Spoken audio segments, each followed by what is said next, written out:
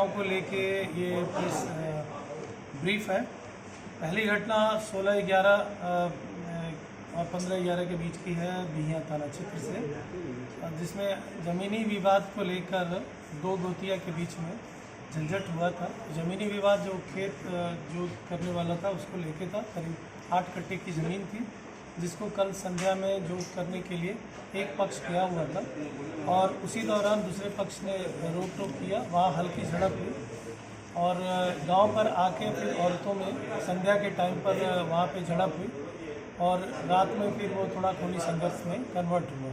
तो उसमें 4 लोगों को, कुछ लोगों को छर्रा भी लगा था और एक को बुलेट हिट हुआ था। जो बुजुर्ग आदमी थे उनको गोली लगने से उनकी इलाज के क्रम में बाद में उनकी मृत्यु हो गई। पुलिस को जैसे ही सूचना मिली वहाँ के स्थानीय लोगों और उसके द्वारा, तो 3-4 थाने का एक दल SDPO के नेतृत्व में गया था और रात भर कॉम्बिंग वगैरह करके इसमें टोटल 6 लोगों की इसमें गिरफ्तारी सुनिश्चित कर ली गई, जो बाद में FIR नामजद भी हुआ। जिन लोगों ने घटना में अपनी संलिप्तता भी स्वीकार की और इस बात को भी स्वीकारा है कि ये घटना किन कारणों से हुई है। OP क्षेत्र अंतर्गत है, जिसमें एक जो प्रेम संबंध को लेके मामला चल रहा था।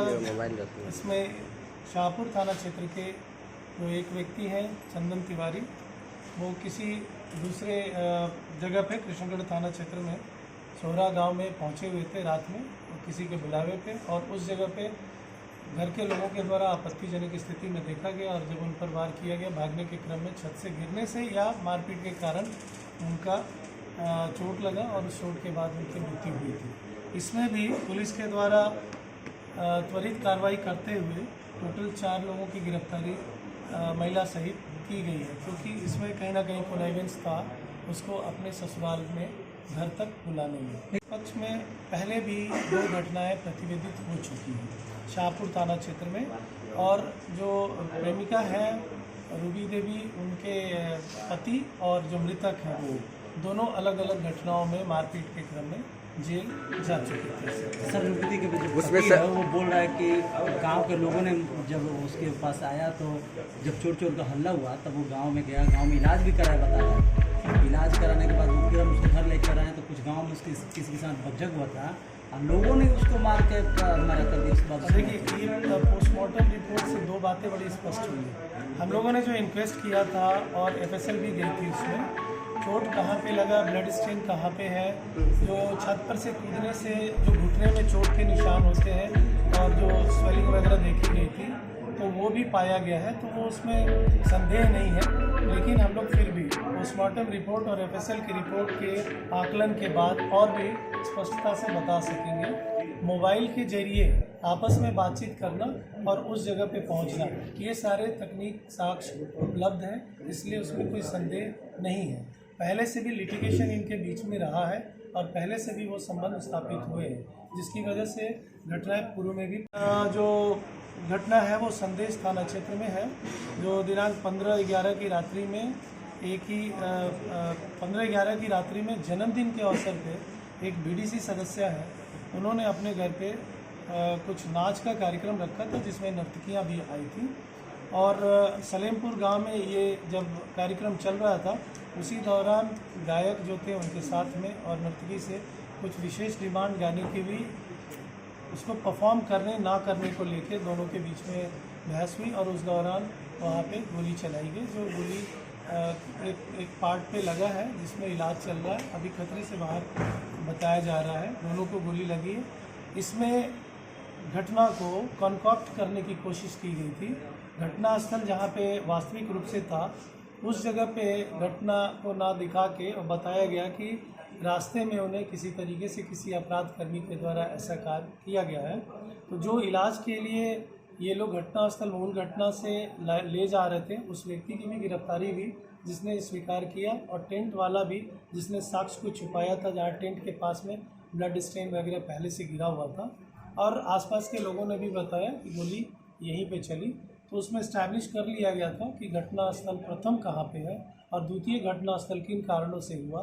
दर्द से कराने के क्रम में जो इम्बैलेंस हुआ उससे वो कहीं खेत में गिरी थी, तो उसको उन लोगों ने घटनास्थल बताया था। तो इसकी भी पहचान सुनिश्चित कर ली गई इसमें एक प्राइवेट हॉस्पिटल की भी मदद ली जाने की कोशिश की गई थी, लेकिन शायद प्राइवेट हॉस्पिटल ने किन्हीं कारणों से मना किया, इसलिए ये भेद खुला और तब सरकारी हॉस्पिटल में आया था। 7 लोगों की गिरफ्तारी हुई है।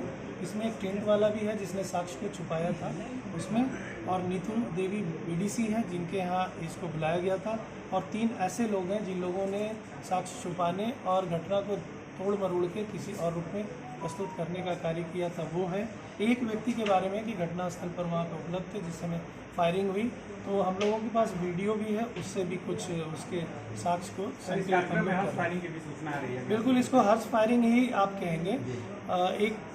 ये है कि बर्थडे पार्टी है तो हर्ष का ही विषय है, और उसमें इन लोगों ने बुलाया था और ऐसी कोई सूचना थाने के पास में नहीं थी।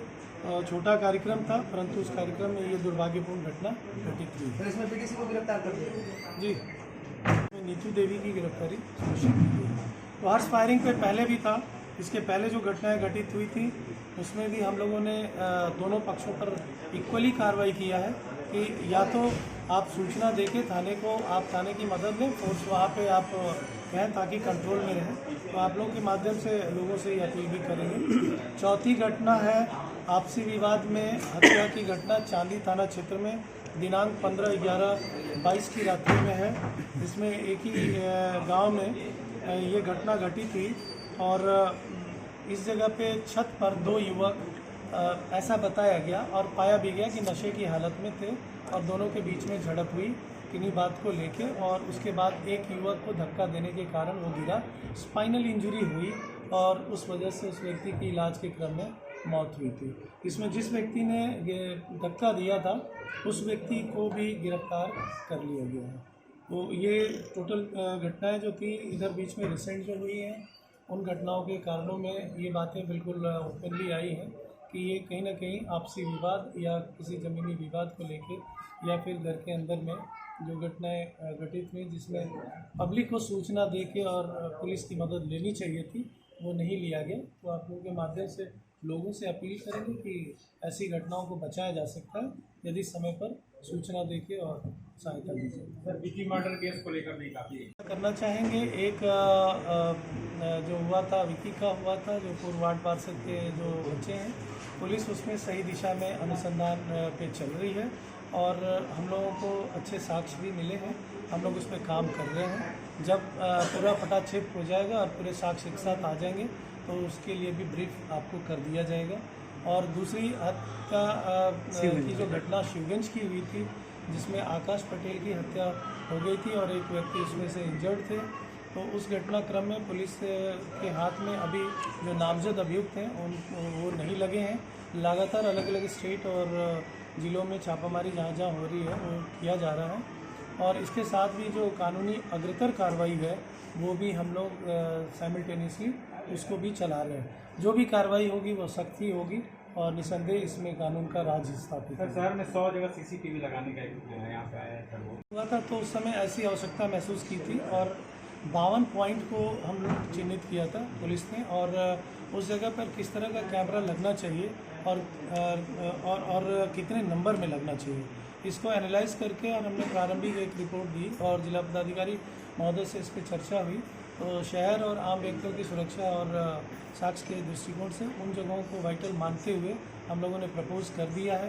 प्रपोजल में जैसा मुझे जानकारी है कि उधर से सहमति भी मिली है और आने वाले 1-1.5 महीने के अंदर में हम लोग का टारगेट है कि उन जगहों को हम लोग इक्विप्ड करेंगे ताकि शहर की व्यवस्था और उसकी बेहतरीन की जा सके, शहर के बाहरी क्षेत्रों में भी।